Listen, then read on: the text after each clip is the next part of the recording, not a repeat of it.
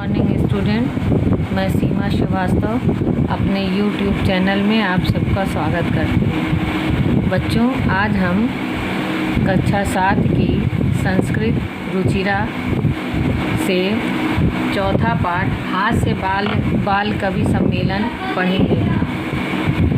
हास्य बाल कवि सम्मेलनम, बाल कवि सम्मेलन, हास्य बाल कवि सम्मेलन के बारे में पढ़ेंगे।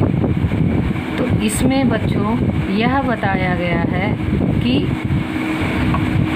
कविता को मजाक के तौर पर, उसके व्यंग के तौर पर जो है कैसे लोग प्रस्तुत करते हैं, लोगों को हंसाने के लिए, उनका मनोरंजन करने के लिए, उसी के बारे में यहाँ पर बताया गया है कि विविध वेशभूषा धारण किए हुए 4 बाल कवि मंच के ऊपर बैठे हैं और नीचे श्रोतागण हास्य कविता सुनने के लिए उत्सुक हैं और शोर मचा रहे हैं। इतने में संचालक महोदय आते हैं और कहते हैं कि यह आज बहुत हर्ष का अवसर है कि इस कवि सम्मेलन में काव्य की हत्या करना, यानी कविता की हत्या करने के लिए समय को बर्बाद करने वाले भारत के हास्य कवि,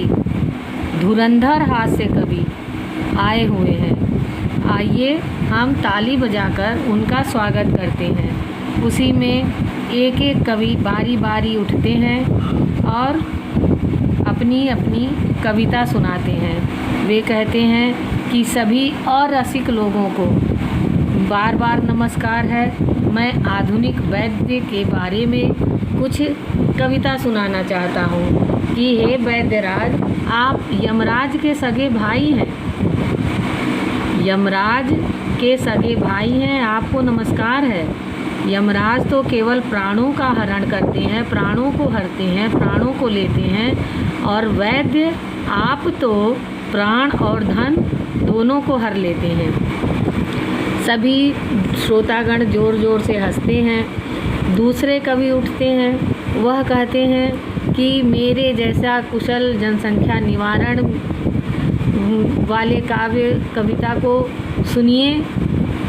कहते हैं कि जलती हुई चिता को देखकर वैद्य भी विस्मित हो गया, आश्चर्य में पड़ गया। क्यों? कि वह सोचता है कि न तो मैं गया और न मेरा भाई वहाँ गया, तो यह फिर किसके हाथ की सफाई है। यानी जब न वहाँ पर वैद्य गया और न तो यमराज गए, फिर यह किसके हाथ की सफाई है। सभी फिर से हंसते हैं। इतने में एक तोंदू कवि, जिसकी तोंद बहुत बड़ी सी तोंद निकली हुई थी, वह अपनी तोंद पर हाथ फेरते हुए कहता है कि मैं तुंदिल हूँ, मेरी भी कविता को सुनिए और जीवन में धारण कीजिए। वो कहते हैं कि हे दुर्बुद्धि, पराया भोजन प्राप्त करके मेरे शरीर पर दया करो, क्योंकि संसार में पराया अन्न बड़ी कठिनाई से मिलता है, दूसरे का अन्न, दूसरे का धन बड़ी कठिनाई से मिलता है। यह शरीर तो बार बार मिल सकता है। सभी फिर से हंसते हैं। एक चार्वाक कवि अपने को बहुत विद्वान समझते हैं, वह उठते हैं और कहते हैं हाँ, शरीर का पोषण तो सब तरह से उचित ही है, अर्थात हमें अपने शरीर पर ध्यान देना चाहिए। यदि धन नहीं है तो उधार लेकर के हमें पौष्टिक पदार्थ का भोजन करना चाहिए, पौष्टिक पदार्थ को खाना चाहिए। इसीलिए कहा है कि जब तक जियो सुख से जियो, उधार करके घी पियो। जब तक जियो सुख से जियो, उधार करके घी पियो।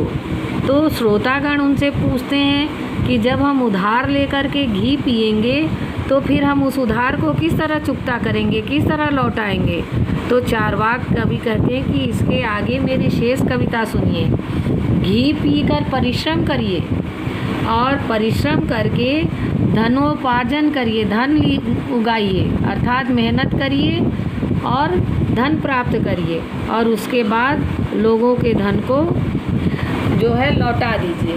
इन कवियों की कविता को सुनकर एक बालक प्रेरित होता है और वह तुरंत कविता रचता है और सुनाता है। वह कहता है कि गजाधरम कवि चैव तुंदिलम भोजलोलुपम। गजाधर कवि और तुंदिल कवि भोजन खाने के लोभी हैं। कालांतक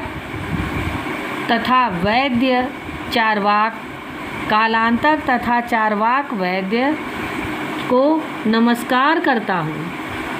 कविता सुनाने के बाद सभी हंसते हैं और अपने अपने घर को जाते हैं। तो बच्चों, यह जो हास्य कवि सम्मेलन होता है, लोगों को हंसाने के लिए, उनका मनोरंजन करने के लिए होता है। उसमें लोग एक दूसरे पर व्यंग करते हैं और उस व्यंग करके आनंद उठाते हैं। धन्यवाद।